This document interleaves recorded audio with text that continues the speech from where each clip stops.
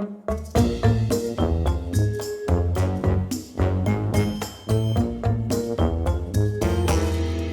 everybody, Z Garcia here. You know, I love cooperative games, and most years there's quite a few good ones, and 2018 was certainly no exception to that. But I figured instead of highlighting just some of my favorite co-op games, I would couple that with some of the more original ones, some that really stood out for doing something different in the cooperative realm. So today I'm going to be taking a look at my top 5 different or original or unique cooperative games. So, for example, you're not going to see Pandemic Fall of Rome on this list. That's probably my favorite, cooperative game of the year. But it's not outside of that sort of pandemic formula, this idea of you do something good, you do something bad. The next player, you do something good, you do something bad to simulate the game pushing against you. These all work in somewhat different ways, or they use different mechanisms. But without further ado, let's go ahead and jump into this and take a look at 5 pretty interesting and different cooperative games. My number 5 choice is a cooperative party game, and it's a word game, but it's one in which everyone is working together, as opposed to having one person whose round it is, and they are trying to score the most points or figure out who said what, that kind of party game we've all seen. This is called Just One. And in it, all the players are trying to, together, give clues to whoever's the leader for the round. But if you all get it together, you've scored that point, and you are trying to get as many of these collectively as possible. It really is a subtle shift in the way these games normally work, and it just livens the mood somewhat. It makes everyone root for the same thing. It's not about being the smartest at the table or, pulling a fast one on any of the other players. You are all coming together to try to get all these words guessed, as a team. The clever twist here is that there is a word everyone sees except one player, and you are all then going to give a one-word clue to that player in order to get them to guess what the hidden word was. They get one guess. And so you all have a spot you're going to write your clue into, a little plastic standee. Once you've all done this in secret from one another, you will show that to each other before you show it to the guesser. And if any of the clues are identical, you cancel each other out. And you cannot show those to the guesser. And so you're trying to think obscure enough that you're not going to, intercept with any of the other clues, but not so obscure that it's not helpful. They get one shot at figuring out what this is. And that mental exercise is clever but simple. It scales well to larger groups and smaller groups, i.e. there's going to be less crossover with a smaller group, but with a larger group, with that many clues, you are more likely to have crossover and eliminate those things. It really is a fascinating party game and one that's cooperative. So my number 5 pick, Just One. My number 4 pick is one of the most liked and well-known and quirkiest games of the year. This is The Mind. And in this game, what you are trying to do is discard cards that you've been dealt numerically from 1 to about 100, I think. You are all together trying to get rid of your cards in sequential order. That sounds pretty easy, but you can't talk to one another. You can't do anything, in fact, except sit there holding your cards, staring into your teammates' eyes, trying to figure out, is this 14 I'm holding the next card that should be played, or is there someone out there who is still holding something lower than that, and I should wait on them to play? And so you end up playing this massive game of chicken where you grab the card you think is next and you start inching it towards the center of the table, looking around until you feel ready to flip that card over. Everyone, either breathes a sigh of relief or someone over there was holding a number 1 below yours and they throw that down. That's a mistake. You can't make too many of those or you'll lose the whole thing. And you play progressively more difficult rounds. It's a weird thing. It's a strange experience. It's one that sounds like it doesn't work. And I'll be honest, I think for some people it will not work. Some people will sort of find the soul of this little game and tear it apart mathematically. And that's certainly possible. But if you allow the game to work on you, I think it could be an interesting experience. I'm not saying you're necessarily going to love it, but I think you're going to be somewhat captivated by it. It's an interesting idea. And it's one that has very few rules, so it's going to go over well with just about anybody as well. So the Mind was certainly different. It's an interesting concept. It's one of those games that upon playing it, you feel like, okay, this must have been done before. It's such a basic concept. And maybe it has, but I've never heard of it. So the Mind, I think, definitely deserves to be on a list which mentions the most clever or unique games, co-op games that is, of the year. So that's why it's my number 4 pick. My number 3 pick is a deduction game, one in which you are dealing with very few components. It's not a big whodunit style mystery. We've seen those. This is a pocket almost deduction game.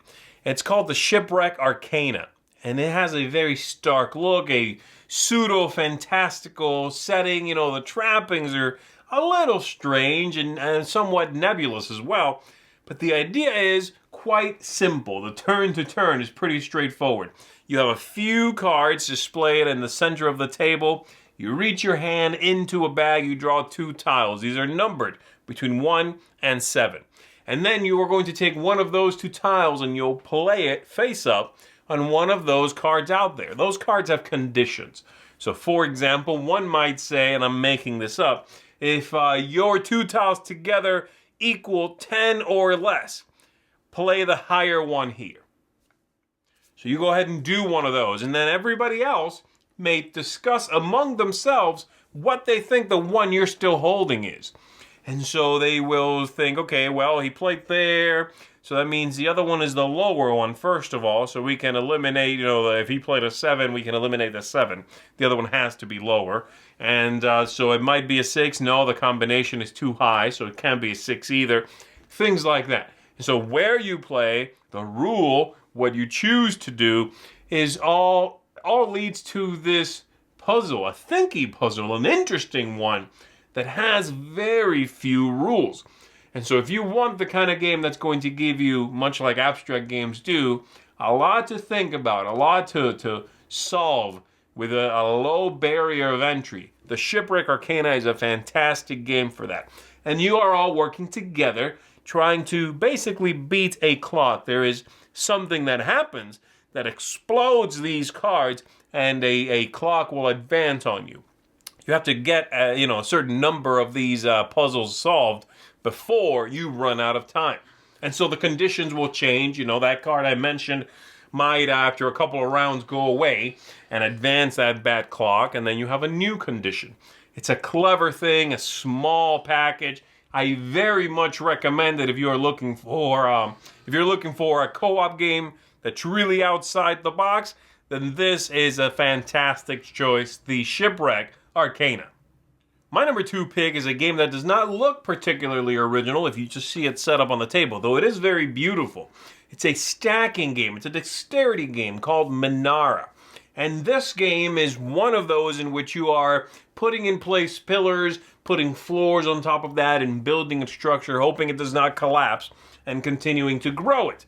The difference is it's cooperative. That is the twist. The mechanisms in and of themselves are fairly straightforward. But the idea that you are working together, that you are all as a team trying to accomplish a few different objectives in order to get this tower to a certain height and keep it stable and go through those objectives, all broken down into 3 different levels of difficulty, that's the twist. And there's an interesting ebb and flow to the game in which you have to decide when is a good moment for me to go ahead and tackle one of these difficult choices, drawing one of those red cards, or do I do a simple one this round because it might give us better opportunities, a brand new floor, say, with a bunch of spots for new pillars on the next player's turn.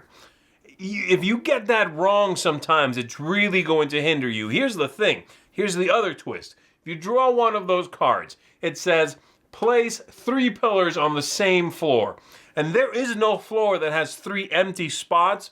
You bust on that card. You're going to set that card aside, and your winning condition now requires you to have 1 extra floor in your structure. So the height has to be higher by 1. Let's say originally you had to have 4 levels. Well, now you've got to do 5 in order to win. And you've only got so many pillars to do this in. I really find this game fascinating. It's not a particularly difficult game if you're being careful. It's one that's a lot more winnable than most of these other games on the list. But I love the idea of working together on a cooperative dexterity game. It looks fantastic. As I said, it's a very attractive game. It's the kind of game that the players are going to, near the end of the game especially, start pulling out the phones and the cameras and taking pictures of this piece of artwork that you've made. And I love that. This game is fantastic. It's clean, easy to play. I think it's, again, going to go over well with a lot of different people out there. So, my number 2 pick, dexterity game, Minara. And finally, my number 1 pick is also a deduction game, but it's a very different game from the Shipwreck Arcana. This is a big, sprawling, scenario-based whodunit, which uses an app to help you play the game. This is called Chronicles of Crime. And in it, you are going to be given a situation, a whodunit, and you have to figure out whatever the crime may be, who was responsible by gathering clues, talking to different characters, visiting different locations, that sort of thing. You will have locations set up, you'll have images of characters at those locations, and you will have, as driven by the app, the passage of time. Now, here's a really clever twist in this, the absolutely brilliant part of the game. Everything you do in this game, every question you ask, every location you visit, all of it, will be driven by the app on your smart device. And you will point that app and scan QR codes on just about everything in order to visit that location or ask that person a question. So, I have a character at the park and I want to ask them about someone I ran into back at a different location last round. I'll point my device at that person, scan their QR code, and then scan the person I want to ask them about, and I'll get a response on my phone.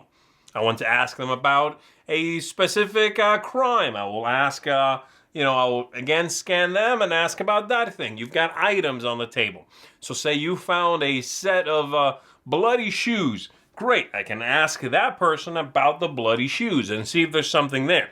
So just that right there is really clever and clean. It's a straightforward system that leads to a lot of interaction between the players up here as opposed to down here on the table.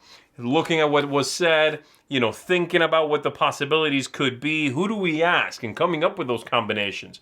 We should ask this person about that suspicious looking person over there.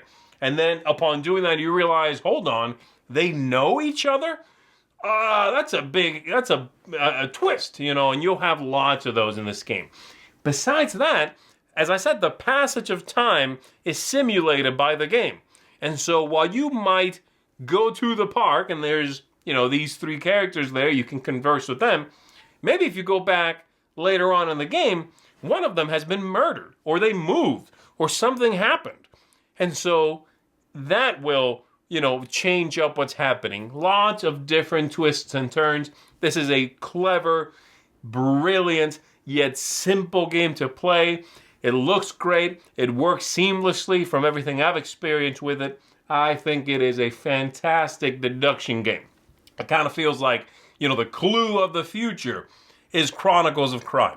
So I definitely would recommend it if you enjoy that genre.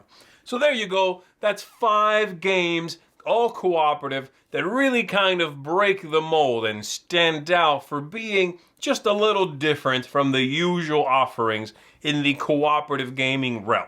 I hope you enjoyed the list. I hope you maybe discovered at least one new game you hadn't heard about before. And, get a little food for thought as to what you might want to pick up, gather all the friends and family around, and give a go. So, that's it for me. I'm Z Garcia. You've been watching The Dice Tower. Thanks so much for watching the Dice Tower videos. Find more great videos and reviews as well as our top-rated audio podcast at Dicetower.com.